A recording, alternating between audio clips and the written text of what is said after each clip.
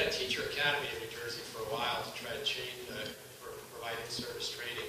And we need to focus because, as you know, a lot of the school systems, and by the way, the failing school districts that I talked about, we have to acknowledge that it's not all about the teachers and the principals because kids come from unbelievably difficult circumstances before they get there. And I acknowledge that. And so when I talk about improving teaching, you have to acknowledge that piece of it, that it's not all about the teachers and the principals and the way the schools are run. I get that. And maybe we ought to do a better job of balancing some of the social services that we provide to kids and education in a combined building or in a combined block of buildings in a way that would advance both education and social service providing. But now, of course, I forgot exactly the question. Give me the question. What actions did you take to build a pool? Build a pool. To continue, we need in-service training programs. We've got to make sure that our schools of higher education are working not only with undergraduates but afterwards engaged in schools. We need a better collaboration, frankly, between higher education and education all the way around. I mean, there's a lot of things that I think we could get higher education to do that would help schools after the kids leave. Get them into the schools. What can we do? How can we get an interaction that continues to provide the training and upgrading skills that can make this system better? Because in the end, what do you remember most about your education usually? One teacher, maybe two. So good teaching is so key to a kid. Somebody that believes in that kid, that has high expectations for that kid, that doesn't accept no for an answer, that keeps pushing that child and working with them, but not in a way that's harmful or abusive. It just never gives up on that kid. So we've got to make sure that we continue the kind of in-service training programs that provide the links between higher education and education that can upgrade the teaching force as well as the administrative force in New Jersey. Okay, this is a question on the child welfare system.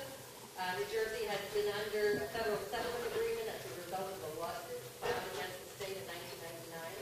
Do you envision any changes for New Jersey's child welfare system as you become governor? Well, I'm not, and I'll be honest with you, I'm not as familiar with all the details. I'm more generally aware of the settlement, and I believe that a lot of progress has been made. If I understand it correctly, that over time we've made great progress, and we need to figure out how to keep those gains in place and to continue to make additional gains. But I don't envision, I don't have specific changes, partly because I haven't looked in detail enough at it. So I really have to turn back to you all and say, where's the system broken? How can we fix it? Because in the end, just like most as politicians who come in and tell you they got the answers, that's not the way it works. You all have the answers. We just got to figure out how to aid you and assist you and build you up and build up your programs so that you can provide the services that are needed. It's the same approach I take to state government. People say, we've got to fix state government. Well, state workers know how to fix state government, but you got to engage them and talk with them and help them to figure out and give them the tools to make that fix. So it's the same thing here in my mind. I turn back to you all and say, help me figure it out, or show me where the problems are, and now with a little help from us, that we can make the changes that you need to have made. Which leads to a question about the nonprofit sector. New Jersey's nonprofit social service providers have experienced flat or reduced funding for the past few years. What is your commitment to strengthening our state social service networks? Such a tough question. I serve and have served for about 15 years on the board of the Schumann Fund. I've taken a leave of absence to do this campaign. I've been involved in my YMCA. I ultimately chaired the YMCA at home for a few years actually. I've been involved on the board of the Mount Sinai Children's Environmental Health Center, looking at the impacts of environmental exposures to children's health. I've been involved in the start of the charter school movement and the school innovation program that we started out of the Schumann Fund and others. When I last was at a meeting of the Schumann Fund, which was in March, we talked about the fact that our corpus got hammered heavily by the meltdown on Wall Street. And so we made the decision in our organization, and I can't really speak to whether they had carried it out over the last few months, but I anticipate that they have.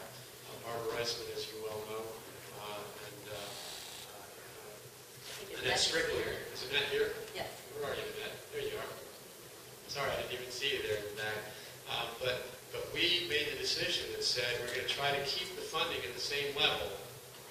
We won't be able to take on new programs, but we'll keep funding at the same level so that people who are struggling right now can, at least from us, get the same amount of money. And it will mean that we'll be paying out more than our normal percentage. But that's the sort of thing we have to take the risk that we'll make some wise investments and recoup that expenditure in future investment returns. But we need to do that. But it is a tough climate out there, and I've seen it firsthand. Again, not in the last 6 months as much, but I've seen it firsthand, and we've got to figure out how to shore up the system and hold it in place, but that's all part of getting all of us working together, Celia, because it's a tough climate out there, and you all know it even far better than most people do, I'm sure. And I don't have an easy answer to this question, unfortunately, because so many foundations have been hurt badly by the meltdown on Wall Street, and they are struggling. But most of them, I think, are trying to take the approach that we're taking, unless some say, you all have to tell me that. But I think most foundations in New Jersey are trying to fund at the same levels right now, even though that means a greater percentage out of their budgets each year to do that.